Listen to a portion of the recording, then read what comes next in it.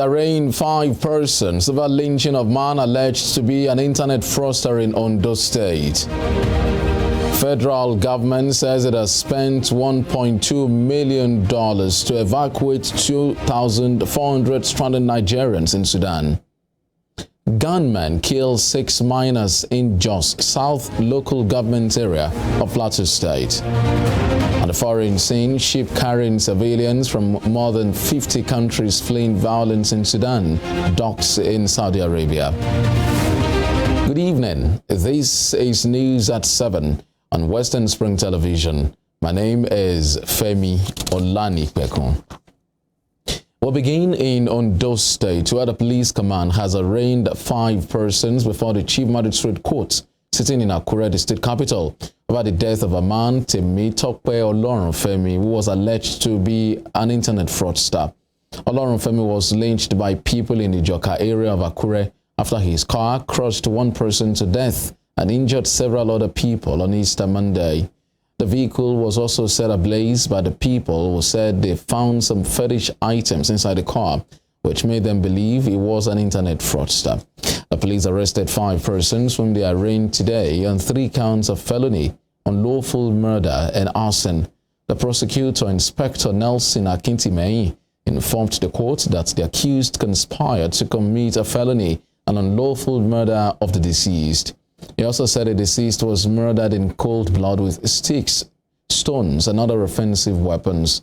The prosecutor urged the court to remand the defendants at the Olokuta Correctional Center, pending the issuance of advice from the Office of the Director of Public Prosecutions of the state. However, the defense counsel prayed for an adjournment to enable each defendant to file a counter-affidavit to the application sought by the prosecutor. In his ruling, Chief Magistrate Musa Al-Yunus granted a request of the defense lawyers and adjourned the case till April 27, 2023 for the response to the affidavit and ruling.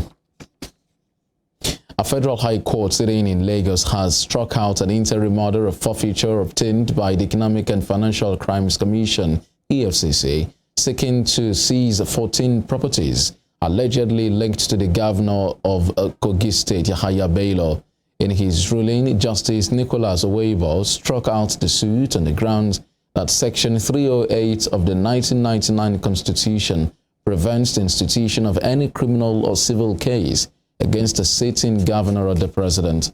On February 22nd, the judge had granted a temporary forfeiture order following an ex parte motion filed by the Anti-Graft Agency seeking to seize 14 properties located in Lagos, Abuja, and the United Arab Emirates, as well as 400 million naira recovered from one Aminu Falala. The court also directed EFCC to make publications in 2 national dailies for any interested parties to show why the order should not be made absolute. Upon the application of the preservative order, Governor Bello, through his lawyer Abdul Wahab Muhammad, filed a notice of intention to oppose and an application seeking the vacation of the interim forfeiture order. And staying with legal matters, a federal high court in Abuja has dismissed a suit filed by Aisha Binani Dahiru, seeking to be affirmed as the winner of the Adamawa State governorship election. Justice Inyangeko dismissed the suit at the court session today, following a notice of discontinuance filed by the All Progressives Congress APC candidate through her lawyer, Mohammed Sharif. Binani's counsel had asked the court to strike out the suit. However, the judge held that the lawyer failed to address the court on the issue of jurisdiction as ordered on April 18th. The Labour Party and its presidential candidate, Peter Obi, have accused the Independent National Electoral Commission, INEC, of showing bias in favor of President-elect Bola Tinubu. Mr. Obi and the Labour Party filed a petition challenging the victory of the All Progressives Congress APC candidate in the presidential election. And the petition, lead counsel to LP and its presidential candidate, Livio Zuoku, contended that Senator Tinubu was not duly elected by the majority of the lawful votes cast at the time of the election. Amongst other allegations, they also claimed that Vice President-elect Kashim Shettima had a double nomination in contravention of the Electoral Act. However, INEC, through its lawyer Abubakar Mahmood, said the reliefs sought by Mr. Obi and his party are not grantable. The commission prayed the court to either dismiss or strike out the petition for being grossly incompetent, abusive, and academic. In a response, the petitioners faulted the electoral umpire for filing a preliminary objection. The petitioners reprimanded the Electoral Commission for not maintaining neutrality in the matter, describing it as an embarrassment. And away from the courts, Cross River State Commissioner for Culture and Tourism, Ekpeyong Iso, has been suspended by the All Progressives Congress APC in Ward 8, Calabar Municipality. The commissioner was suspended for alleged anti-party activities and misappropriation of funds. The chairman and secretary of the party in the ward, Kingsley Ekwe and Gilbert Bassey, who conveyed Mr. Iso's suspension in a statement today, asked him to stay away from all party activities while on suspension. The party executive said the suspension was for 12 months, adding that the move is predicated on recommendations of a disciplinary and fact-finding committee. The party executives did not state how long the suspension would last. Reacting to the development, the commissioner denied any wrongdoing. And President Muhammadu Buhari has sworn in 6 newly appointed federal permanent secretaries. The president administered the oath of office to the permanent secretaries before the commencement of today's Federal Executive Council meeting at the Presidential Villa, Abuja. The federal permanent secretaries are Adam Kambari from Borno, Eswabana Asanye from Cross River, and Lamuwa Ibrahim from Gombe State. Others include Yakubu Kofa-Mata from Kano, Michael Olorun Tola from Ogun, and Richard Filangwa from Taraba State. President Buhari subsequently presided over the FEC meeting after swearing in the government officials. Time of transition, and we will make sure that we consolidate on the current government achievements and also buy into the incoming government agenda to assist them to deliver their policies and programs. And this is a huge responsibility vested in us with all the trust and confidence reposed in us, and we pledge and we're going to deliver, inshallah. And it's a new dawn. God willing, we will give the very best to Nigeria and Nigerians. We are going to work hard so that all sectors, wherever one is posted to, we will be able to assist Nigeria to jump back to the position which we came to here as children. No doubt it's a Herculean task. Having come through the ranks in the Federal Civil Service to this point, by the grace of God, I will discharge my duties without fear or favor. I earnestly look forward to being able to contribute my best to the development of the nation at a higher level. It's a call to service. The Nigerian in Diaspora Commission, NIDCOM, says buses have arrived to evacuate Nigerian students amidst the ongoing crisis in Sudan. In a statement today, NIDCOM said the buses will take the students to the Egyptian border. The students are thereafter expected to be airlifted from Egypt to Nigeria. The commission said the students were undergoing registration ahead of departure. And while the federal government says it has spent $1.2 million to deploy 40 buses to evacuate at least 2,400 stranded Nigerians out of Sudan. Minister of Foreign Affairs Geoffrey Onyama disclosed these to State House correspondents shortly after the week's Federal Executive Council meeting presided over by President Muhammadu Buhari. Ms. Onyama said the high cost of the evacuation was to provide security cover for the 8-hour journey from Luxor to Cairo and 11-hour trip from Aswan to Cairo, Egypt. And moving on, the Colleges of Education Academic Staff Union, COASU, has spoken out against the exclusion of lecturers and other tertiary institution workers from the 40% salary increase by the federal government. COASU President Smart Olugbeko, in a statement, said the union is happy that civil servants have been conceded for the salary increase. Describing civil servants as drivers of government policies, the union, however, said it was appalled at the federal government's decision to exclude some categories of workers. Dr. Olugbeko noted that lecturers and other workers in the tertiary institutions are amongst those exempted. According to him, this is despite the various unions in the sector having made several overtures to government on salary increase. It described the discriminatory increase as an attempt by the federal government to promote divide and rule and cause confusion within the system. The union called on the federal government to, as a matter of urgency, return to the renegotiation table to conclude the renegotiation on issues including salary increase for academic staff in colleges of education. And the National Examinations Council, NECO, has rescheduled the 2023 National Common Entrance Examinations to Saturday, the 3rd of June.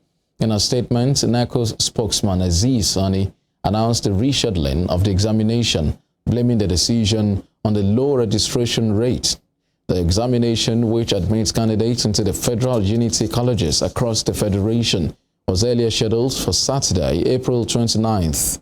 According to Mr. Sani, states with low registration will be given the opportunity to register their candidates for the examination.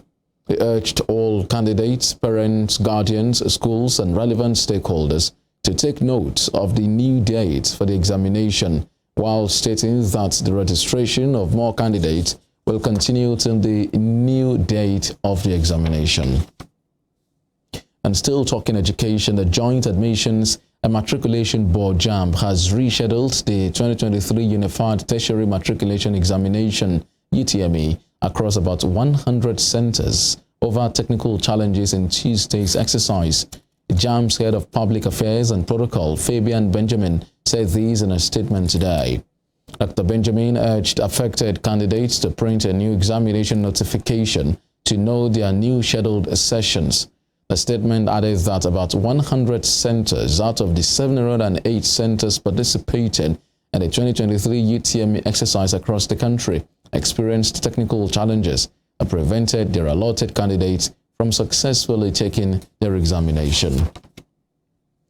You are watching News at 7 on Western Spring Television. Still to come, gunmen kill 6 miners in Jos South local government area of Plateau State. We'll bring you more on these when we return.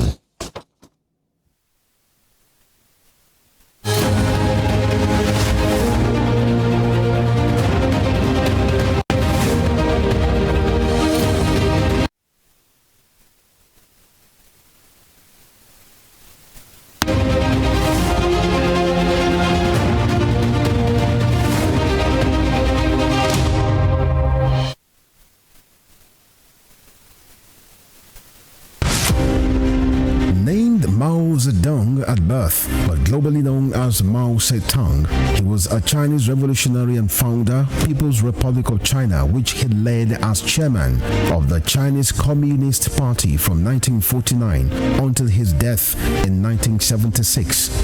He was a communist who believed in the attainment of power by the instrumentality of gun. His wise saying, "Political power grows out of the barrel of gun," formed the major plank of his revolutionary struggle for the control of China.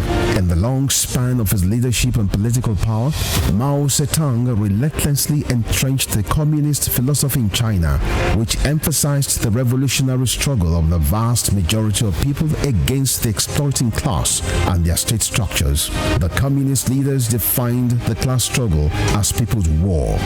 Mao Zedong was a story of grass to grace, having risen from peasantry to preeminent status as China's most respected leader.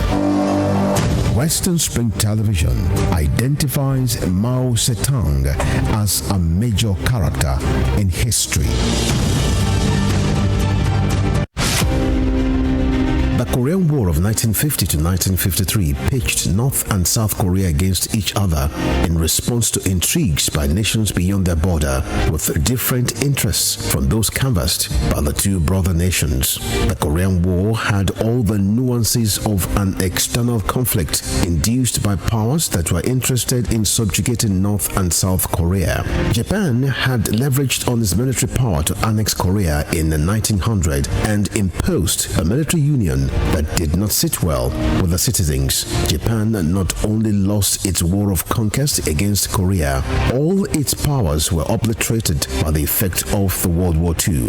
The end of World War II got Korea divided into two nations along 38th parallel lines by the instrumentality of the United States of America and the Union of Soviet Socialist Republic. The Korean War lapsed into a Cold War when it stopped the prying eyes of external forces into the internal affairs of a nation now divided along its north and southern territories. Western Spring Television identifies the Korean War as a major event in history.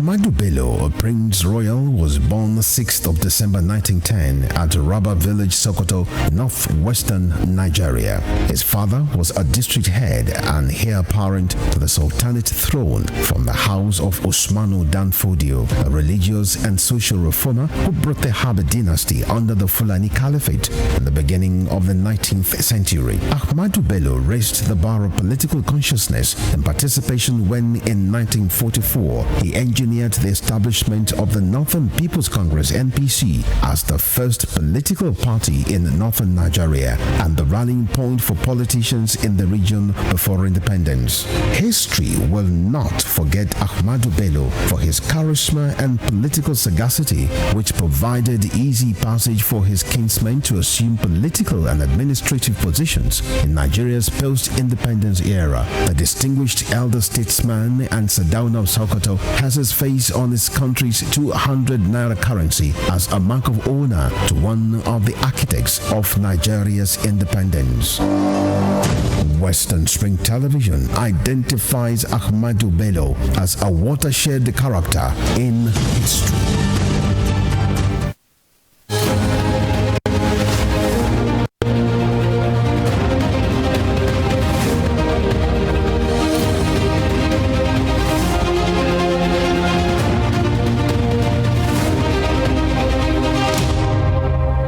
Welcome back, and this is still News at 7 on Western Spring Television. A reminder of our headlines. Police arraigned 5 persons over lynching of man alleged to be an internet fraudster in Ondo State. The federal government says it has spent $1.2 million to evacuate 2,400 stranded Nigerians in Sudan. Gunmen kill 6 miners in Jos South local government area of Plateau State, and on the foreign scene, ship carrying civilians from more than 50 countries fleeing violence in Sudan docks in Saudi Arabia. Gunmen have killed 6 miners carrying out their activities at Turu community in Jos South local government area of Plateau State. It was gathered that gunmen attacked them yesterday night, leading to their deaths. Following the death of the miners, youths from various communities in the area blocked the Jos-Abuja highway in protest, leaving commuters stranded on the road. Lawmaker representing Jos South and Jos East federal constituents in the National Assembly, Dachung Bagos, confirmed the latest killing in a statement today. The statement signed by his aide, Danja Jakubu, called on the government to come to the aid of his constituents and stop further attacks on the communities. The attack on the miners comes less than 2 days after gunmen killed no fewer than 7 persons in 2 separate attacks that occurred in Buereng and Haipang communities of Riyam and Barakin Ladi local government areas of Plateau State. And troops of Operation Hadarin Daji have killed no fewer than 5 armed bandits during separate encounters in Zamfara State. A statement said the troops, while on regular routine patrol at Damri district of Bakura local government area of Zamfara, had credible intelligence on bandits' movement with large numbers of rustled cattle. The troops swiftly mobilized their routes and a heavy gun battle occurred with armed bandits near Galadamai village in the Damri district under the Bakura local government area of the state. And after the encounter, 3 armed bandits were neutralized while others fled with several gunshot wounds, abandoning the rustled animals. The items recovered during the encounter include 1 AK-47 rifle, ammunition, and 5 motorcycles. Similarly, troops on routine patrol along the Magami community responded to a distress call and the kidnap of 6 persons by the bandits in the Magami community. 2 bandits were neutralized while some of the kidnapped victims were rescued and others fled for safety as search efforts were ongoing to find the remaining victims. In other news, 5 months after the redesign of the new Naira notes, Nigerians have started asking questions with regards to the availability of the new Naira notes. This also comes as many continue to query the essence of the initial mop-up of the old notes. Joseph Atewa completes the story. Few months after the introduction of the new Naira notes, the currency has continued to diminish in circulation, leaving Nigerians to scramble for the old tattered notes and some cases stone notes. Surprisingly, this is coming on the heels of the Central Bank of Nigeria, CBN, the directives to commercial banks to open for operation fully and disburse old notes after months of struggle for our own currency. You would recall that President Muhammadu Buhari on the 22nd of November 2022 unveiled the redesigned Naira note of 200, 500 and 1,000 Naira denominations, saying it's a new lease to a currency. As we speak, many Nigerians still get the old notes from banks and POS points months after the assurance from the president that the new notes will be in circulation. For some residents like Benga Thomas and Fumi Ayodele, to everywhere they visited or tried to buy something, all they see is the old Naira notes, leaving them with questions begging for answers. At the time where we're having the scarcity of money and all, someone was giving the advice that it's best for you to audit. Yeah. So I think many people have just ordered the new notes while they spend the old one, because very soon the old note is supposed to be out of circulation, and the government expects us to start spending the new notes. But where's the new note? It's nowhere to be found. During the last 3 months, it wasn't easy at all because I'm a student. So as a student, it was easy going to the bank because there wasn't new note anywhere, and people were not collecting the old note anymore. So it was easy going to the bank, lining up for hours. Even when you line up for hours, they're saying they're giving us maybe 2,000, and as a student, it wasn't even easy for me. I didn't have the time to not talk of the struggle. People were just much. Even under the scorching sun, Nigerians pushed to replace its paper money with newly designed currency, which was extremely difficult. Some businesses were closed across the country, and some residents made to walk a distance as they needed to pay for their transportation. Residents like Kende James and Fumi Adebayo, they believe that the struggle they went through during the scarcity of the Naira notes was unnecessary if the government knew they would resort to the old notes. It was unbearable. It was uncalled for, because that time I had an interview at Lagos, which I have to go, and when I got to the park, I told the driver that would they collect transfer. They said it is not in their culture to collect transfer, that it is either I bring cash or I go back home. So Did you lose it? I lose it. I lost it totally. And how does it make you feel? It wasn't. I wasn't happy. I wasn't. In fact, that day I felt like, why am I a citizen of Nigeria? Sir, those period I saw hell. Even to buy just common pure water for my landlady is a problem. So I have to be buying until it's compiled to like 2,000, 3,000 before I will be able to do transfer. Even the transfer is struggles because my landlady and myself we are on a good term. That is why she always allow me to buy something and accumulate to high amounts of money. 5 months after the announcement to redesign the old notes, Nigerians have gone back to using the old notes. Call it a full circle movement or a 360-degree journey, and you won't be far off the mark, such as being the story of the Naira redesign policy of the Central Bank of Nigeria. Nigerians are still asking the $1 trillion question: where are the new notes? Joseph Atewe, Western Spring Television News. On a foreign scene, a ship carrying 1,687 civilians from more than 50 countries fleeing violence in Sudan docked in Saudi Arabia today, and the largest evacuation effort from the Gulf Kingdom so far. Saudi Arabia has received several rounds of evacuees by air and sea since fighting broke out in Africa's third biggest country on April 15th, part of what analysts describe as an effort to position itself as a major player in responding to regional crises.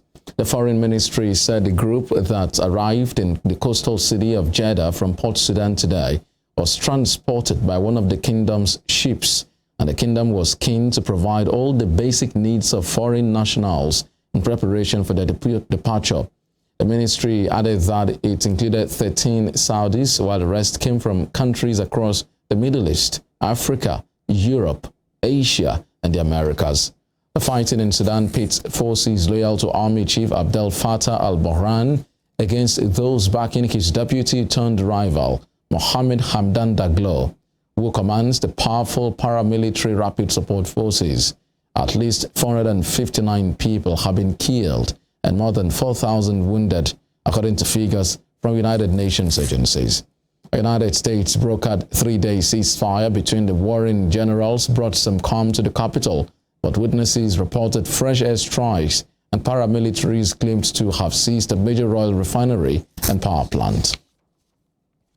Similarly, the United Kingdom government today said it had so far evacuated more than 300 British and other foreign nationals from the violence in Sudan after it began civilian airlift late yesterday. A spokesman for Prime Minister Rishi Sunak said those evacuated were flown out of the conflict-mad country on 4 flights.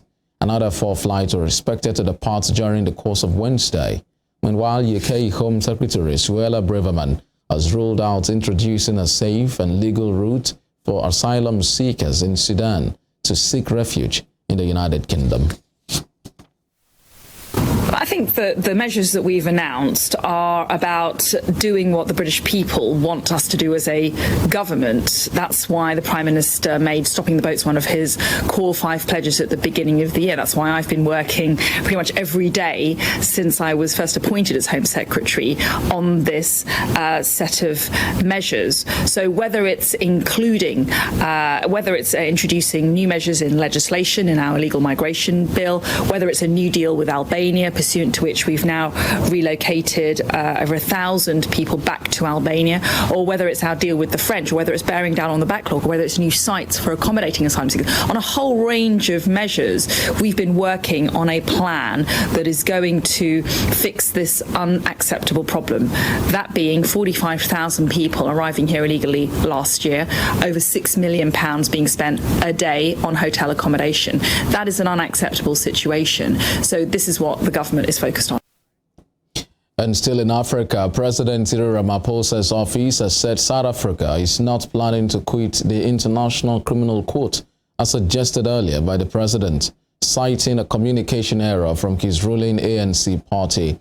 Hours earlier, President Ramaphosa had said the African National Congress had decided to withdraw South Africa from the court, which last month issued an arrest warrant against Russian President Vladimir Putin. The ICC warrant means South Africa, due to host this year's BRICS summits of Brazil, Russia, India, China, and South Africa, would have to detain Mr. Putin on arrival. Ramaphosa had said on Tuesday that the ruling African National Congress, ANC, would aim to repeal South Africa's membership of the Hague Peace Court, which hears cases of genocide, war crimes, and crimes against humanity.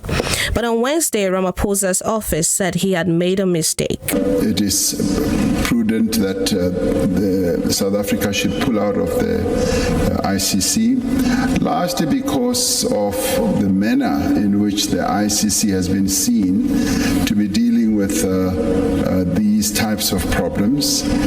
And there's also been commentary, I believe, from Amnesty International, where there's been a reflection on what many people believe is an unfair treatment.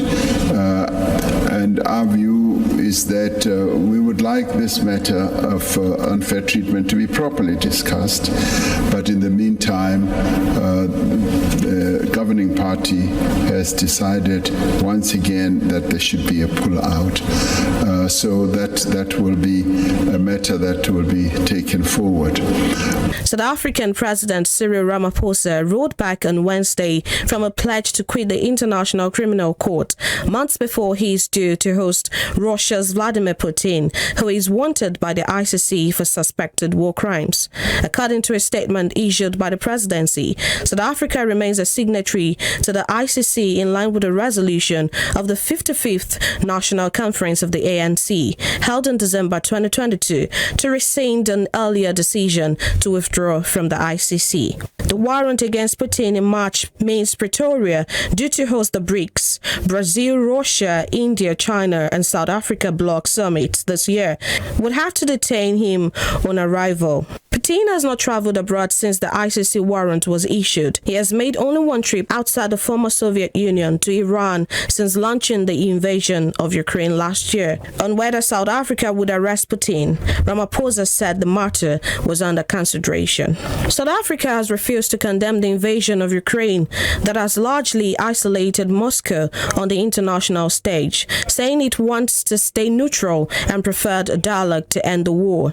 It is not the first time South Africa has attempted to withdraw from the ICC. There was an attempt in 2016 following a dispute a year earlier when Sudan's then president Omar al-Bashir visited the country from an African Union summit. It refused to arrest him despite the fact that al-Bashir was facing an ICC arrest warrant for alleged war crimes. The controversial decision to pull out was revoked when the domestic court ruled such a move would have been unconstitutional, only to be revisited, however briefly, by Ramaphosa. The presidency has on Wednesday said that South Africa would work towards establishing an African Continental Criminal Court that would complement the ICC as a court of last resort. Temitakpe Ajijala Oluwaola, Western Spring Television. Elsewhere, jailed Russian opposition leader Alexei Navalny has said he's been investigated on terrorism charges, which could see him in prison beyond 2050. Speaking via video link from his penal colony, Navalny called the new case against him absurd. He's already facing 11.5 years in prison on a range of charges, which his supporters say are trumped up. Separately, another leading opposition figure, former Yekaterinburg Mayor Yevgeny Roizman, has gone on trial. He has pleaded not guilty to all charges of discrediting Russia's armed forces. Russia has intensified a crackdown on its critics at home since invading Ukraine last year, with many in exile or behind bars. Mr. Navalny said in court today that a new criminal case has been opened which would see him judged by a military tribunal on terrorism charges. He said it related to a criminal case opened against him in October on allegations of creating an extremist group, inciting hatred against state officials, and calling for unauthorized protest. And Ukraine's President Volodymyr Zelensky says he has had a long and meaningful phone call with China's Xi Jinping, their first contact since Russia's war began. He said on Twitter that he believed the call, along with the appointment of an ambassador to Beijing, would give a powerful impetus to the development of their bilateral relations. China confirmed the call, adding that it always stood on the side of peace. Until now, Beijing has sought to show a neutral stance on the Russian invasion, but it has never condemned the invasion, and last month, President Xi paid a 2-day state visit to Russia. He referred to President Vladimir Putin as his dear friend, proposed a vague 12-point peace plan, and insisted that China stood on the right side of history. However, he made no commitment to providing Russia with weapons. While still ahead, Naira weakens to 740 per dollar at parallel section of the foreign exchange market. We have more on these and other business stories after this break. Please do stay with us.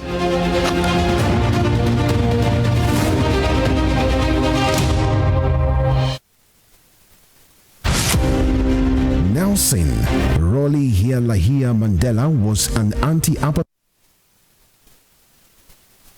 activist who gave his all for the elimination of what has been described as the world's most vicious rule of the unjust and man's inhumanity against man.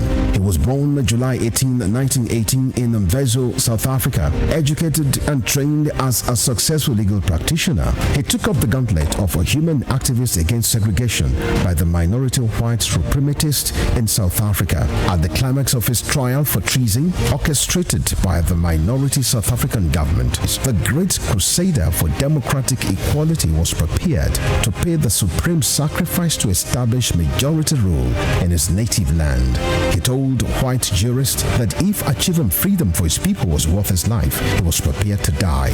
Nelson Mandela spent 27 years in Robben Island, described as the most notorious prison in the world.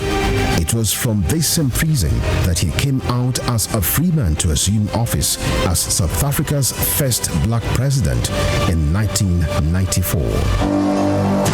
Western Spring Television identifies Nelson Mandela as a watershed character in history. Born 16th September 1923, named Harry Lee Kwan and known as Lee Kuan Yew, he was often addressed by his initials of LKY. Lee Kuan Yew was a barrister and the first Prime Minister of Singapore between 1959 and 1990. Educated at Raffles Institution from 1936 to 1940 and the Fitzwilliam House between 1947 and 1949, Lee Kuan Yew established a highly effective and anti-corrupt governance system that midwives the transformation of Singapore into a high net worth income economy within a generation. He never hid his exception to Western mode democratic ideal, which he believed had not assisted developing nations to attain good government. Before his death on 23rd March 2015, the People's Action Party, which he founded, had used its political influence to establish the United World College of Southeast Asia to expand his economic ideas among countries that constitute the Asian Tiger. Western Spring Television identifies Lee Kuan Yew as a major character in history. Born Jeremiah Oyeni Obafemi on March 6, 1905, Obafemi Awolowo was a prime architect of Nigeria's independence and most consummate advocate of free education and social welfare in Africa's most populous nation.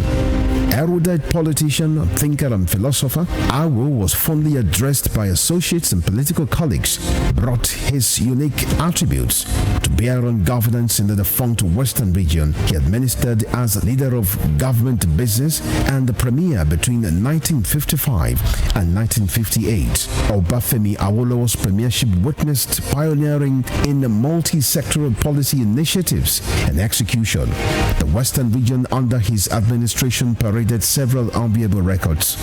First television station in Africa, first real estate in Nigeria, first high-rise building in Nigeria, first modern sports stadium in Nigeria, first agricultural settlement in Nigeria, first modern civil service secretariat in Nigeria, and first industrial estate in Nigeria.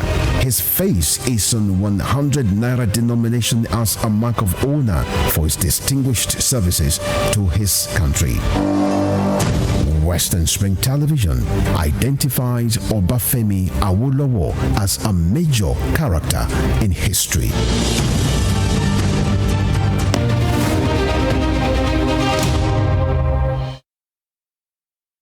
Welcome back, and now to business. The Naira today weakened to 740 per dollar at the parallel section of the foreign exchange market. According to reports, the figure represents a depreciation of 0.4% compared to the 737 Naira traded 2 weeks ago. However, at investors and exporters forex window, the local currency appreciated by 0.05% to close at 463.44 Naira per dollar. According to data on the FMD Kui OTC Securities Exchange, forex worth $62.69 million were transacted amongst market dealers. Currently, Nigeria operates 2 foreign exchange markets. One is the official central bank rate, while the other is the parallel or street market rate. Nollywood produced 280 films in the first quarter of 2023 with Lagos, Abuja and Onitsha in the lead. The National Film and Video Censors Board revealed this in the first quarter report of its Censorship and Classification Department. The board said it received and censored 280 movies by Nollywood in the first quarter.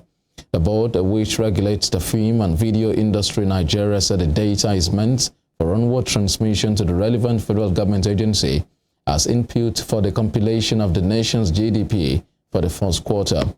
An analysis of the data, the NFVCB said, shows a decrease in the number of films produced from 340 in fourth quarter of 2022.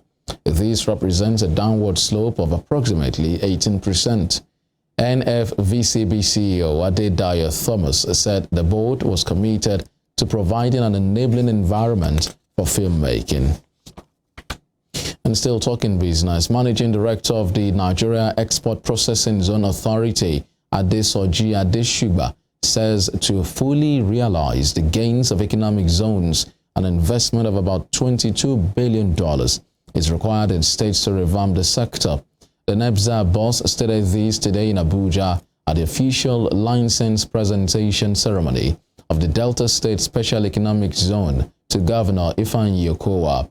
Professor Adeshuba called for massive investment in the sector, noting that some countries are already addressing their developmental challenges by harnessing the huge advantages in their economic zones.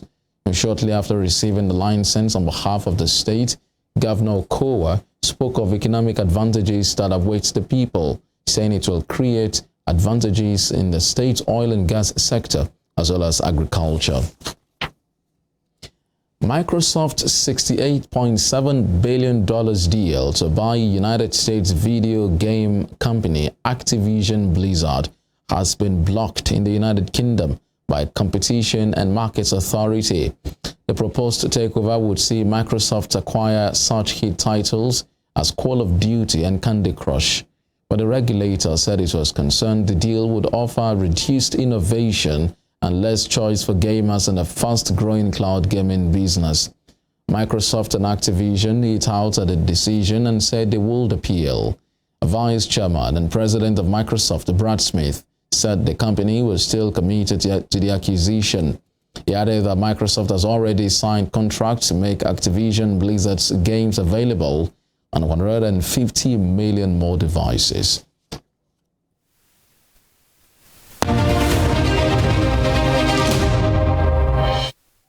We're talking sports. Kelechi Iheanacho could be set for a spell on the sidelines after sustaining an injury in Leicester City's Premier League clash against Leeds United yesterday. The Nigerian international was instrumental in the Foxes' on-all draw at the Elland Road. Despite picking a knock, Iheanacho helped create the goal, which led to the equalizing goal scored by Jamie Vardy 10 minutes from time. The 26-year-old was replaced by Dennis Bryant afterwards. Iheanacho has scored 5 goals in 26 league appearances for Leicester City this season. And Ryan Mason has insisted he feels ready to step into the Tottenham head coach role following Christian Cellini's dismissal on Monday and wants to be considered for the position full-time in the future. Mason was reinstated as acting head coach following the sacking of Stellini after less than a month in charge. After moving up to the top job on a temporary basis from his backroom role when Antonio Conte left, Stellini lasted just 4 games before he was dismissed in the wake of Sunday's damaging 6-1 defeat at Newcastle. Naturally, I feel comfortable, so it's just part of being involved in football, I guess. Have to be ready, and I am ready. I don't doubt that. So it's just business. We've got a really big game on Thursday. We've got another one Sunday. So the focus on my behalf and the group is to fully prepare for that. A reaction, absolutely a reaction. Obviously, Sunday was disappointing for us, and I would hope and expect that there is a reaction from not only the players but from everyone in this building and everyone involved in the club as well. Erik ten Hag says Manchester United have a plan to keep Harry Kane quiet against Tottenham in tomorrow's battle for the top 4.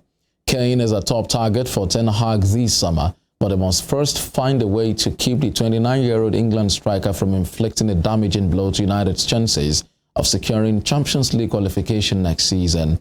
Tottenham may be in crisis, where the club's record scorer has not allowed that to hamper his form, with 26 goals to his name so far this season. providing Ten Hag with a dilemma about how to keep him from adding to the tally tomorrow. It's quite clear his impact on the game from Spurs, and we have a plan, of course, before for that, and home game we did very well. So for tomorrow we need that a very good plan as well. You have to defend them as a team, and he's a clever player. So don't allow him to come in the situations. He can have a big impact on their game.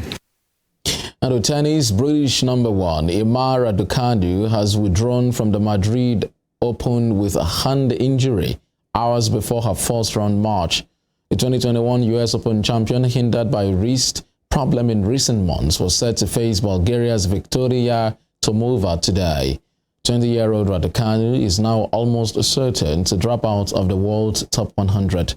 Her withdrawal came a day after a brief news conference in which she used just 58 words to respond to 16 questions. And that's all at this hour, but just before we go, here is a recap of our major stories. The Ondo State Police Command has arraigned 5 persons before the Chief Magistrate Court sitting in Akure, the state capital, over the death of a man, Temitope Olorunfemi, who was alleged to be an internet fraudster. The federal government says it has spent $1.2 million to deploy 40 buses to evacuate at least 2,400 stranded Nigerians out of Sudan. Gunmen have killed 6 miners carrying out their activities at Turu community in just south local government area of Plateau State.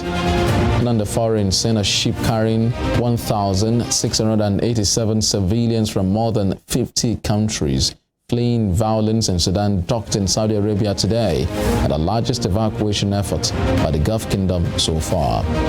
Please do follow us on our social media handles on Facebook, Instagram, and Twitter at Western Spring Television. You can also watch us live on our YouTube channel at Western Spring Television. My name is Femi Olanikpekun. Thank you so much for watching. Good evening.